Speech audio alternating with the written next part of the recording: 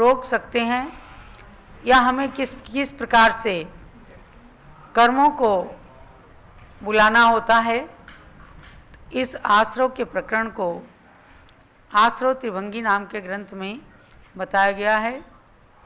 जो कर्म हमें दिखते नहीं हैं, कोई कर्म आता हुआ दिखता नहीं, मेहमान आता हुआ दिखता है लेकिन कर्म आते हुए दिखते नहीं हैं, लेकिन वो फल प्रदान कर देते हैं। भाई जो सुख दुख हमें दिख रहा है ये कर्म के कारण ही, किसी ने शुभ कर्म किए तो उसको सुख मिलता है, अशुभ कर्म किए तो उसे दुख मिलता है। तरह तरह से इस संसार में कर्मों की व्यवस्था चलती है और जीव अपने पर ही कंट्रोल नहीं कर पाता तो अनेक प्रकार के कर्मों को अनजाने में ही बुलाया करता है। इन्हीं कर्मों के आने, आत्मा के साथ कर्मों के आने को आश्रव कहते हैं। ओम नमः सिद्धेभ्यः, ओम नमः सिद्धेभ्यः, ओम नमः सिद्धेभ्यः। अरहंतो मंगलम कुर्युः, सिद्धा कुर्युश्च मंगलम, आचार्या पाठकाश्चापि साधवो मम मंगलम, साधवो तव मंगलम। सरस्वती नमस्तुभ्यं वरदे कामरूपिणी, विद्यारंभं करिष्यामि सिद्धिर्भवतु मे सदा। सरस्वती सभा मध्ये सुलक्ष्मी ज्ञानरूपिणी, कल्याणी सर्वलोकस्य माता ज्ञानमती मता। जलो पंच परमेष्टि भगवान की, द्वादशांगमयी जिनवाणी माता की जय। सरस्वती की प्रतिमूर्ति गणिनी प्रमुख श्री ज्ञानमती माता जी की, अयोध्या शाश्वत तीर्थ क्षेत्र की जय। भव्यात्माओं, ज्ञानार्जन का समय आ गया है। आप सबके हाथों में आश्रव त्रिभंगी ग्रंथ है और उसका अध्ययन चल रहा है। इस स्वाध्याय के माध्यम से आप बहुत ही गहराई से जान चुके हैं कि कर्मों का आगमन कहाँ, कितने प्रकार से, कैसे हो रहा है। पहले गुणस्थानों में आश्रव को जाना है और अब मार्गणा में आश्रव का प्रकरण चल रहा है। मंगलाचरण करके मार्गणा में आश्रव को ले चलते हैं, आश्रव की व्यवस्था को। विजिद चौघाई कम में केवल नाणेण नाद सयलथे, वीर जिणे वंदिता जहा कमम अग्णा सवम वोच्छे। आज से 700 साल पहले विक्रम संवत की 13वीं शताब्दी में एक आचार्य हुए श्रुत मुनि, और उन्होंने कर्मों के आश्रव के प्रकरण को बताने के लिए यह आश्रव त्रिभंगी ग्रंथ रचा। इस मंगलाचरण के माध्यम से उन्होंने भगवान महावीर को नमस्कार किया और अपनी बात को प्रामाणिक बताने के लिए कहा कि भगवान के केवल ज्ञान में जो कुछ भी पदार्थों का वर्णन आया वही केवल ज्ञान का वर्णन गौतम गणधर स्वामी ने हमें बताया द्वादशांग के रूप में, और वही द्वादशांग के आधार से जो हम लोगों ने पूर्वाचार्यों के मुख से सुना है उसी आश्रव का वर्णन करते हैं। तो मार्गणा माने जिसमें जीव खोजे जाते हैं, और वे मार्गणाएँ होती हैं 14, गति, इंद्री, काय, ये सब 14 मार्गणाओं के नाम हम आपको लिखा चुके हैं। ऐसे ही पर्याप्त और अपर्याप्त अवस्था के बारे में भी बता चुके हैं, और उसके पश्चात कुछ विशेष नियमों के बताने के बाद सबसे पहले मार्गणा गति मार्गणा में आए। गतियाँ होती हैं 4। कितनी गतियाँ? कौन कौन सी? नरक गति, तिर्यंच गति, मनुष्य गति और देव गति। अनादिकाल से इन चारों गतियों में अपनी अपनी योग्यता और कर्म बंध के अनुसार ये जीव 84 लाख योनियों में परिभ्रमण कर रहा है। अब 4 गतियों में सबसे खराब गति कौन सी है? नरक गति, जहाँ कोई जीव जाना नहीं चाहता, क्योंकि वह नरक गति इतनी खराब है कि वहाँ की भूमि का स्पर्श करते ही हजारों बिच्छुओं के डसने से भी ज़्यादा कष्ट होता है। और वहाँ कोई जीव कितना ही प्रयत्न कर ले, मैं आत्मघात कर लूँ, मैं तलवार से ही अपने को मार लूँ, लेकिन वहाँ से कोई निकल नहीं सकता बिना आयु पूरी किए। मनुष्य गति में लोग अपघात कर लेते हैं, विष खा लेते हैं, आत्मघात कर लेते हैं, पंखे से लटक के मर जाते हैं, कैसे भी करके। लेकिन वह आत्मघात इतना बुरा होता है कि एक बार आपने जीवन का अंत किया, लेकिन आत्मघात की भावना मात्र से नरकों में सड़ना, गर्भ में जाकर पूरा जन्म नहीं धारण करके और मरण कर जाना, ये सब दुख न जाने कितने जन्मों तक झेलना पड़ता है। पर मैं बता रही हूँ कि नरक और देव गति में अकाल मरण किसी का नहीं हो सकता। तो नरक गति में हमने आपको बताया है कि नरक गति में 4 गुण स्थान होते हैं, और नरक गति के अंदर 51 आश्रमों की बात बताई थी कि वहाँ पर 6 आश्रम नहीं होते हैं। औदारिक मिश्र, औदारिक द्विक, वैक्रियक द्विक, आहारक द्विक और कार्माणकाय, ये 6 आश्रम इसमें नहीं है। 6 आश्रमों में से नरक गति में स्त्री वेद, पुरुष वेद, आहारक, आहारक मिश्र, औदारिक, औदारिक मिश्र, इन 6 आश्रमों को 57 आश्रमों में से निकाला गया। कौन कौन से? यानी नरक में सब नपुंसक ही होते हैं, वहाँ स्त्री वेद, पुरुष वेद नहीं होता। और क्या चीज़ नहीं होते हैं? आहारक, आहारक मिश्र, वो सवाल ही नहीं है, क्योंकि मनुष्य गति में विशेष रिद्धिधारी मुनियों के ही होते हैं। और औदारिक, औदारिक मिश्र भी नहीं होता, क्योंकि वहाँ वैक्रियक शरीर होता है। तो इन 6 आश्रमों के बिना 51 आश्रम का 51 आश्रम होते हैं। तो पहले नरक में और द्वितीय से लेकर के 7वें नरक तक के आश्रम आप जान चुके। उसके बाद तिर्यंचों में आए तो कर्म भूमिया तिर्यंच और भोग भूमिया तिर्यंच, दोनों प्रकार के तिर्यंच होते हैं। भोग भूमि में भी तिर्यंच जाते हैं, समझे ना। जैसे मनुष्य लोग भोग भूमि में भी जाते हैं, ऐसे तिर्यंच भी भोग भूमि के होते हैं। तो हमने कल आपको कर्म भूमिया तिर्यंचों में आश्रम की रचना को बताया था। कर्म भूमिया तिर्यंचों में आश्रम की व्यवस्था को आज एक बार पुनः रिपीट कर देती हूँ कि यहाँ पर 57 आश्रम में से 53 आश्रम होते हैं। 53 में मतलब कि 4 निकल गए। तो कौन से 4 निकल गए? वैक्रियक का योग, वैक्रियक मिश्र का योग, आहारक का योग, आहारक मिश्र का योग, ये 4 निकल गए।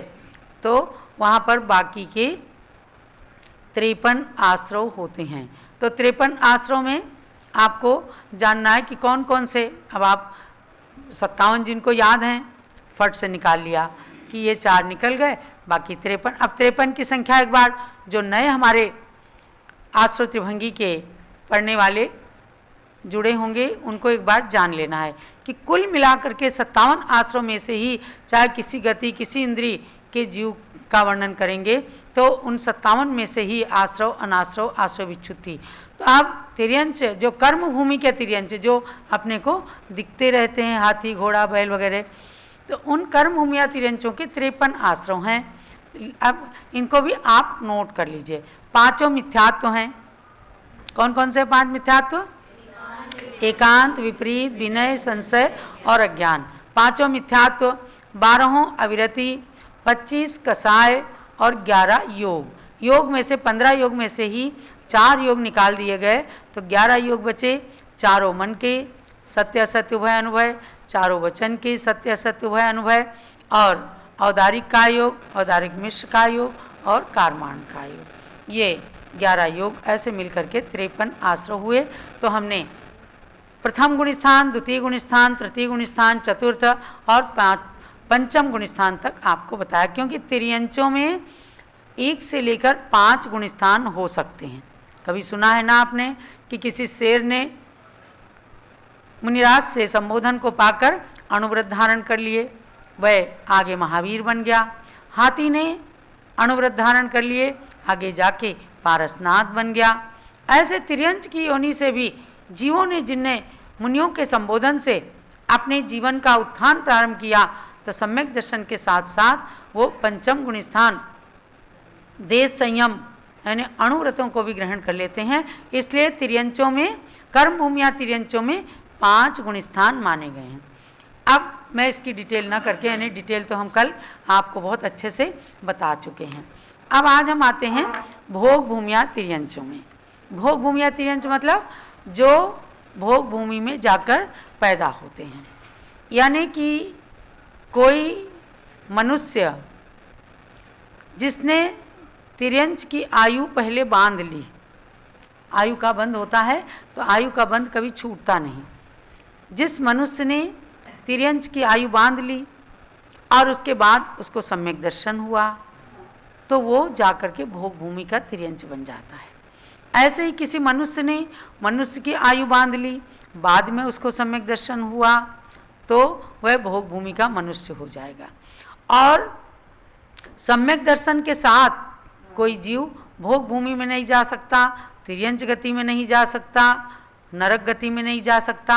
उसका नियम है कि देव गति में ही जाएगा। इसलिए कहा जाता है कि अपने सम्यक दर्शन को दृढ़ करो, सच्चे देव साथ गुरु पर श्रद्धान करो, ये बाह्य पहचान है। और फिर अंतरंग में दर्शन मोहनी आदि कर्मों का उपशम क्षयोपशम हो करके वर्तमान में क्षयोपशम सम्यक दर्शन प्राप्त हो सकता है सभी को। जिनेंद्र भगवान के दर्शन से, गुरु के उपदेश से, इन कारणों से सम्यक दर्शन की प्राप्ति हो सकती है। ऐसा कोई जीव तिर्यंच योनि में भोग भूमि के अंदर गया तो आप उसके आश्रव जानेंगे। उसमें 52 आश्रव होते हैं। कितने आश्रव? 52 आश्रव। आप लोगों के लिए थोड़ा नया विषय है तो शुरू में नहीं समझ में आता, इसलिए मैं जो उपस्थित होते हैं पारस चैनल और भगवान ऋषभदेव झूम चैनल में, तो मैं उनको कहती हूँ आप क्लास को मिस ना कीजिए, क्योंकि मिस करने में एक दिन की क्लास मिस हो गई तो विषय आपका छूट जाता है, और छूट जाता है तो आगे लिंक जोड़ने में बहुत मुश्किल पड़ती है। तो 57 आश्रव इसलिए कई बार मैं बराबर रिपीट करती हूँ।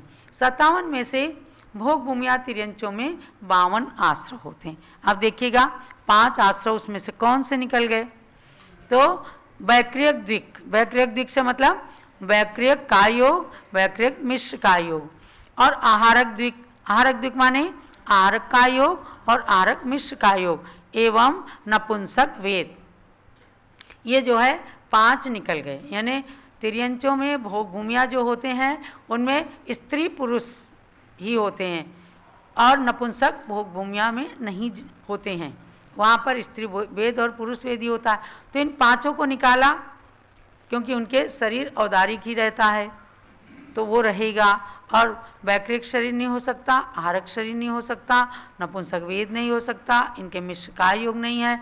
तो 5 निकल गए, 57 में से 52 आश्रव रह गए।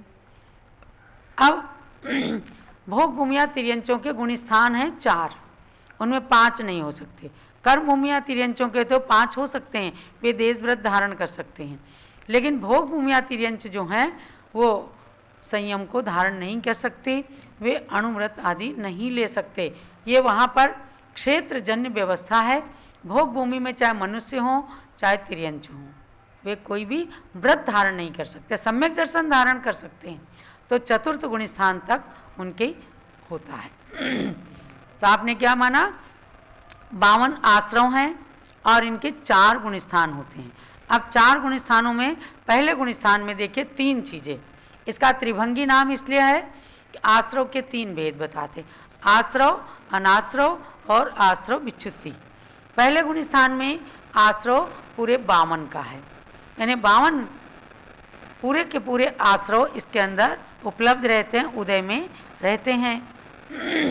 और अनाश्रव शून्य। अनाश्रव किसी का, जब सारे के सारे आश्रव हैं तो अनाश्रव की कोई बात ही नहीं रह गई। और आगे विच्छुत्ति हो जाती। विच्छुत्ति का मतलब क्या है कि उस गुणस्थान तक चीज़ें रहेंगी और फिर वो गुणस्थान छूटने के साथ ही कुछ कर्म, कुछ आश्रव विच्छिन्न हो जाते हैं, नष्ट हो जाते हैं, जो दूसरे गुणस्थान में उदय में नहीं आते, उनको कहते हैं विच्छुत्ति। तो आश्रव विच्छुत्ति है 5 की। पांचों मिथ्यात्व पहले गुणस्थान से निकल गए, पहले गुणस्थान तक रहे क्योंकि उसका नाम ही मिथ्यात्व गुणस्थान। पांचों के पांचों मिथ्यात्व आगे सासादन नाम के द्वितीय गुणस्थान में उनका अस्तित्व नहीं रहेगा। तो पहले गुणस्थान के अंत में 5 की विच्छुत्ति हो गई। तो अब पहले गुणस्थान का चार्ट क्या रहा? 52 का आश्रव, 0 अनाश्रव और 5 की पांचों मिथ्यात्व की विच्छुत्ति। अब हम आते हैं दूसरे गुणस्थान में। इसका नाम क्या है? सासादन सम्यक गुणस्थान। इसके अंदर 47 का आश्रव है। 47 कैसे? 52 में से 5 निकाल दिए, यानी ऊपर जो 52 का आश्रव था और 5 की विच्छुत्ति, तो 5 की विच्छुत्ति उसमें आप इसमें पेज नंबर खोल लीजिए देखने के लिए, 17 नंबर का पेज, समझे ना 17 नंबर का पेज। लेकिन मैंने बताया आपको कि चूंकि आप लोगों ने शुरू से देखा नहीं, सुना नहीं है, थोड़ा कठिन पड़ सकता है, फिर भी इतना समझ के जाना कि 57 प्रकार के आश्रव होते हैं, उनका सब लोग मिलकर के उनको उन कर्मों को बुलाते हैं। अब किस गुण स्थान में कितने होते हैं, किनके? तो यहाँ तिर्यंचों का, पशुओं का चल रहा है। उनके 4 गुण स्थान होते हैं। अब द्वितीय गुण स्थान के अंदर तो जो आश्रव थे और अंत में निकल गए, जितने विच्छुत्ति हो गई, अब आश्रव में से उस विच्छुत्ति वाले को घटा दिया तो कितने बचे? 47, यानी 52 में से 5 घटाया, 47 बचे। तो इतने 47 का द्वितीय गुण स्थान में आश्रव हो गया।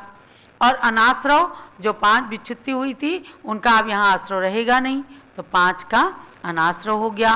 और आश्रव विच्छुत्ति हुई 4 की।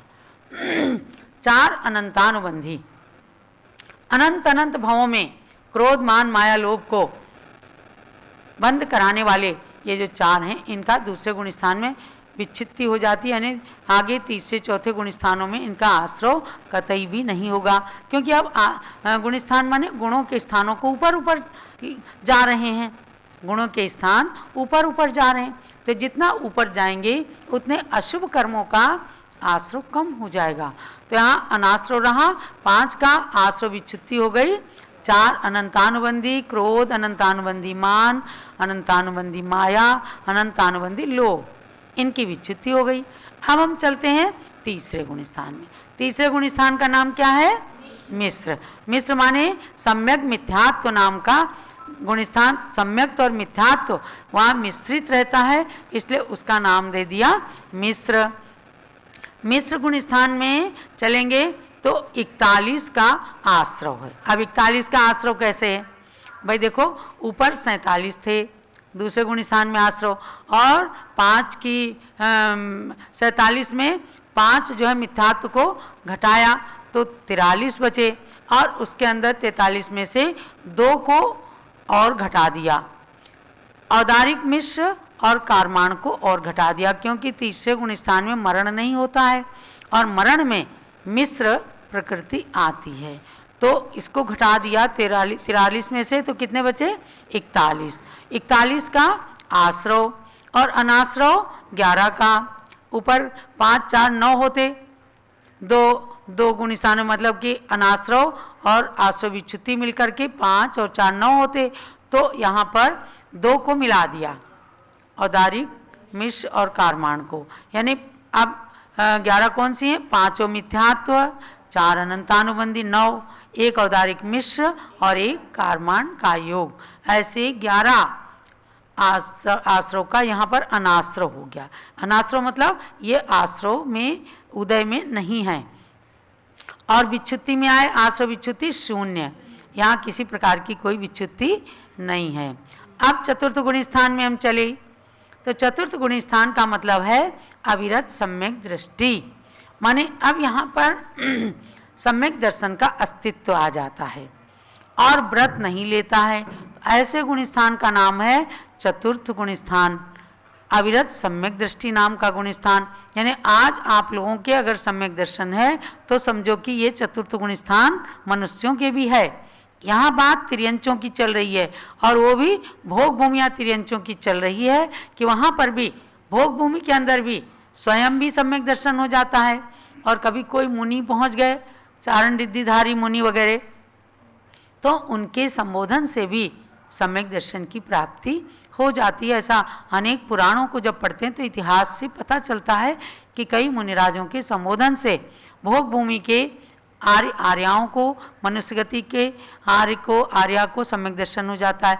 ऐसे ही तिर्यंचों को भी, भोग भूमि के तिर्यंचों को भी सम्यक दर्शन होता है, तो ये उनके चतुर्थ गुण स्थान बनता है। अब यहाँ पर क्या किया है, 43 कर्मों का आश्रव। ऊपर तो 41 थे और यहाँ 43 कैसे आ गए, तो उसमें दो जो ऊपर के थे उनको जोड़ दिया, जो घटाए थे उनको यहाँ पर जोड़ दिया। तो 41 और 2 माने औदारिक मिश्र और कारमान का योग, ये दो मिला करके 43 का आश्रव हो गया। अनाश्रव 9 का है। 9 कैसे, ऊपर के 11 में 2 को नहीं, 9 का अनाश्रव, 5 मिथ्यात्व और 4 अनंतानुबंधी, इनका अनाश्रव। अब इनका आश्रव नहीं होगा क्योंकि वो सम्यक दृष्टि बन गया है। वो अनंत अनंत भवों का बैर बंधन किसी के साथ नहीं करता। और विच्छुत्ति है 7 की, तो 7 में देखिए कौन कौन से, 4 अप्रत्याख्यानावरण, क्रोध मान माया लोभ, और 1 त्रसबद्ध। त्रसबद्ध माने चतुर्थ गुण स्थानवर्ती किसी त्रस जीव की हिंसा नहीं करेगा, और 1 औदारिक मिश्र और 1 कारमान का योग। ये 7 का की आश्रव विच्छुत्ति चतुर्थ गुण स्थान में हो जाती, माने चतुर्थ गुण स्थान के अंत में निकल जाते हैं। और पंचम गुण स्थान भोग भूमि के तिर्यंचों में है ही नहीं, है नहीं, लेकिन गुण स्थान की व्यवस्था को बताने में विच्छुत्ति को भी बताना ही पड़ेगा। तो ये मैंने आपको भोग भूमि के तिर्यंचों की बात बताई कि हाँ 4 गुण स्थान होते हैं, 52 का आश्रव होता है। अब इसके अंदर विशेष बात जाननी है कि लब्ध पर्याप्तक तिर्यंचों में 42 आश्रव होते हैं, 1 मिथ्यात्व गुण स्थान होता है। उनके अंदर से 15 आश्रव निकल जाते हैं। 15 एक मिथ्यात्व गुण स्थान है और लब्ध पर्याप्तक तिर्यंचों में कितने, 42 आश्रव होते हैं, यानी 57 में से तो 15 निकल गए। और यहाँ कर्म भूमिया तिर्यंचों के लिए बताया, विशेष बात नोट करना आप कि चौथे गुण स्थान में औदारिक मिश्र और कारमान का योग संभव नहीं है, क्योंकि कोई सम्यक दृष्टि जीव मर करके कर्म भूमिया तिर्यंच नहीं हो सकता। और यदि उसने पहले तिर्यंच की आयु बांध ली, बाद में उसे सम्यक दर्शन हुआ, तो लाजमी उसे भोग भूमि के तिर्यंच में जाकर के जन्म लेना पड़ता है। ये कुछ विशेष बातें हैं जो हमने आपको तिर्यंच गति से संबंधित बताई हैं। जानना है कि एक कर्म भूमिया तिर्यंच होते हैं, एक भोग भूमिया तिर्यंच होते हैं, और लब्ध पर्याप्तक तिर्यंच होते हैं जिनके बारे में बताया कि उसमें 42 आश्रव होते हैं। तो 15 आश्रव कौन से नहीं होते हैं, इस बात को आप चाहें तो लिख लें। वैसे 30 नंबर की गाथा में इसको खुलासा किया है कि आहारक द्विक, 4 मनोयोग, 4 वचन योग, औदारिक का योग, वैक्रियक द्विक, पुरुष वेद, स्त्री वेद, इन 15 आश्रवों के बिना वहाँ पर 42 का आश्रव होता है। अब हम कल आपको मनुष्य गति में ले चलेंगे। जो पहले गुणस्थान प्रकरण में जाना कि 14 गुण स्थान होते हैं, तो अब गति मार्गणा के अनुसार जानेंगे कि मनुष्य गति के अंदर 14 गुण स्थान होते हैं, और अलग अलग इसके अंदर भी आएंगे हम कि लब्ध पर्याप्तक मनुष्य, भोग भूमिया मनुष्य, कर्म भूमिया मनुष्य, इनके किस प्रकार से कर्मों का आश्रव, कितने कर्मों का आश्रव होता है, ये जानना है। तो आज के स्वाध्याय का सार हमें क्या समझना है, हमें ये जानना है कि कभी तिर्यंच आयु का बंध ना होने पाए, अपने सम्यक दर्शन को दृढ़ रखें, और अगर तिर्यंच आयु का आश्रव हो गया तो उसके बाद में सम्यक दर्शन हुआ तो हमें भोग भूमि में जाना पड़ेगा। और हमें अपने सम्यक दर्शन को अगर पूरी तरह से दृढ़ रखना है तो नियम से समझो कि देवगति का टिकट अपने लिए मिल गया। और बाहर की पहचान के लिए इसीलिए कहा गया है कि एक बार बंदे जो कोई ताहि नरक पशु गति नहीं हुई। कहाँ की वंदना करने से? अयोध्या भी उसी में है, क्योंकि शाश्वत तीर्थ वो है और शाश्वत तीर्थ ये है। दोनों शाश्वत तीर्थ की वंदना करने से देवगति, नरक गति और तिर्यंच गति टल जाती है और देवगति का बंद हो जाता है। क्योंकि जब भगवान जन्म लेते हैं उसके बाद ही मोक्ष जाते हैं। तो जन्म भूमि के रूप में शाश्वत जन्म भूमि शाश्वत तीर्थ अयोध्या है और शाश्वत तीर्थ है मोक्ष भूमि सिद्ध क्षेत्र के भूमि में के नाम में सम्मेद शिखर का नाम है। इसलिए दोनों के लिए आपको वंदना का भाव करना है कि हमें हमारे नरक और तिर्यंच आयु टल जाए और हम देवगति की आयु का बंद कर लें। इसके साथ ही आज का स्वाध्याय संपन्न होता है। और अब हमारे बीच में सरस्वती की प्रतिमूर्ति पूज्य गण्य ज्ञानमती माते विराजमान है। उनकी मंगल पूजन करने का आप सभी को सौभाग्य प्राप्त होगा, क्योंकि हमारे पास बहुत सारे लोगों की डिमांड आती है कि पूज्य माते की पूजन जरूर करवाया करिए। तो आप पूजन प्रारंभ करते हैं। पहले आचार्य शांति सागर महाराज का अर्घ चढ़ाइए। ओम ह्रीं चारित्र चक्रवर्ती आचार्य श्री शांति सागर महामुनीन्द्राय अर्घ्यम निर्पामीति। ओम ह्रीं परम पूज्य आचार्य श्री वीर सागर महामुनीन्द्राय अर्घ्यम निर्पामीति। ओम ह्रीं अयोध्या तीर्थ के प्रथम विकास करता आचार्य श्री देशभूषण मुनीन्द्राय अर्घ्यम निर्पामीति। जब लो पूज्य गण्य ज्ञानमती माता जी की जय। पूजन करो जी श्री गणिनी ज्ञानमती माता जी की पूजन करो जी। जिनकी पूजन करने से अज्ञान तिमिर नस जाता है, जिनकी देवी देशना से शुभ ज्ञान हृदय बस जाता है। उनके श्री चरणों में आवानने स्थापन करते हैं, सन्निधि करण विधि पूर्वक पुष्पांजलि अर्पित करते हैं, पुष्पांजलि अर्पित करते हैं।